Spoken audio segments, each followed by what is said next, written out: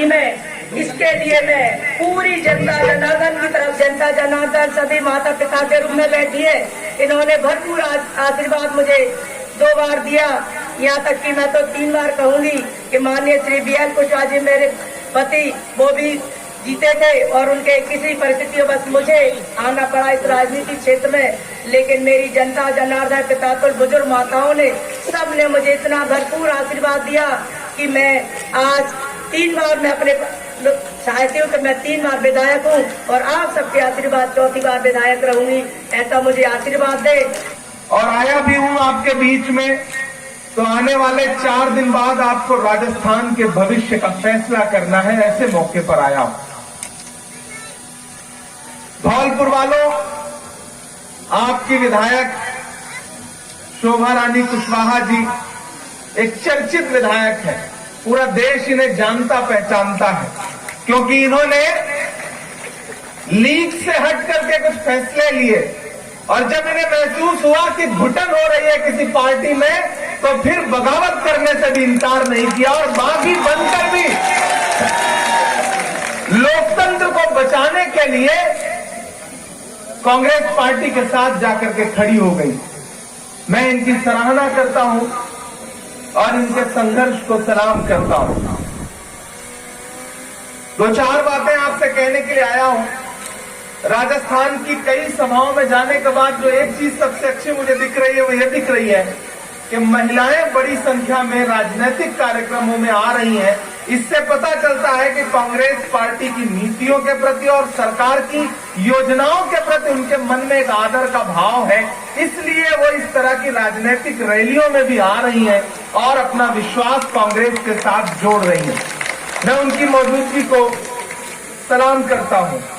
न तेरा है न मेरा है ये हिंदुस्तान सबका है, न तेरा है न मेरा है ये हिंदुस्तान सबका है, नहीं समझी गई ये बात तो नुकसान सबका है, जो इसमें मिल गई नदियां वो दिखलाई नहीं देती, महासागर बनाने में मगर एहसान सबका है।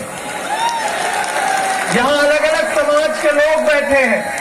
राजस्थान से जो एक बात और एक कहावत, एक नारा उठता है कि 36 कौमें 36 बिरादरियां, वो मुझे ऐसा लग रहा है कि जैसे धौलपुर की इस धरती पर अलग अलग समाज के लोग, अलग अलग धर्म के लोग, अलग अलग मजहब के लोग, पहचानना भी मुश्किल है, अलग करना भी मुश्किल है कि कौन किस समाज का है। बस ऐसा लग रहा है यहाँ इंसान बैठे हुए हैं, इंसानियत के पैरोकार बैठे हैं।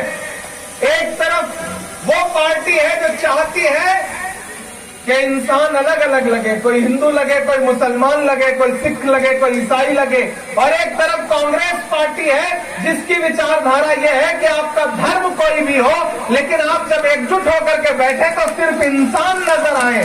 ये है कांग्रेस पार्टी की विचारधारा। मैं तुम्हें अपने उसूलों की कसम देता हूं, मुझको मजहब के तराजू में न तौला जाए, मैंने इंसान ही रहने की कसम खाई है, मुझको हिंदू या मुसलमान न समझा जाए। हम इस विचारधारा के साथ आगे बढ़ते हैं, आपके बीच में यहां खड़े। 25 नवंबर को आपको ईवीएम की कतारों में खड़ा होना है और राजस्थान के भविष्य का फैसला करना है। आपको ईवीएम का बटन दबाना है और मुहर लगानी है। मुहर किस बात पर लगानी है? राजस्थान सरकार की योजनाओं की कबूलियत पर, स्वीकारोक्ति पर। वो योजनाएं जो बड़ी अलग है, बड़ी अनूठी है, चौंकाने वाली है। मैं मेंबर ऑफ पार्लियामेंट हूं, मैं राज्यसभा में बैठता हूं, मैं हेल्थ कमेटी का, स्टैंडिंग कमेटी का मेंबर हूं। मैं पूरी जिम्मेदारी से आपको विश्वास दिलाता हूं कि जब भी स्वास्थ्य सेवाओं को लेकर के राष्ट्रीय स्तर पे मेंबर ऑफ पार्लियामेंट के ग्रुप बैठते हैं, बातचीत होती है, तो भारतीय जनता पार्टी के सांसद ये कहते हैं कि चिरंजीवी योजना जैसी योजना आज तक पूरे देश में कभी लागू ही नहीं की गई जो राजस्थान ने लागू की है। 25 लाख रुपए की योजना, और आज तो कमाल कर दिया हमारी कांग्रेस पार्टी ने। मैं तो चाहता हूं कि पूरे देश में यह संदेशा जाए कि इस देश में स्वास्थ्य सेवाओं की हालत जो है कि गरीब आदमी अपना इलाज करवा नहीं पा रहा है, मुश्किल है। ऐसे में राजस्थान सरकार कह रही है कि हम किसी भी राजस्थान के व्यक्ति को 50 लाख रुपए इलाज के लिए उपलब्ध करवाएंगे। ये अपने आप में अभूतपूर्व बात है।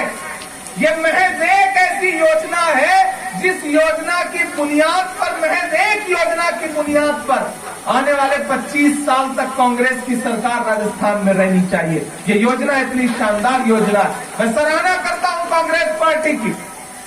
और उधर क्या है, उधर जुमले हैं। हम 50 लाख दे रहे हैं, उधर क्या कहा गया था कि हम 15 लाख देंगे। मिले क्या?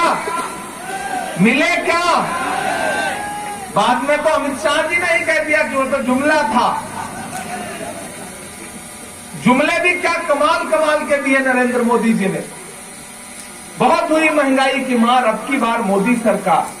क्या क्या नारे दिए, बेटी बचाओ बेटी पढ़ाओ, क्या क्या नारे दिए, सबका साथ सबका विकास। अब अगर एक एक नारे की सच्चाई जानना शुरू करिए तो पहला नारा था बहुत हुई महंगाई की मार, अब की बार मोदी सरकार।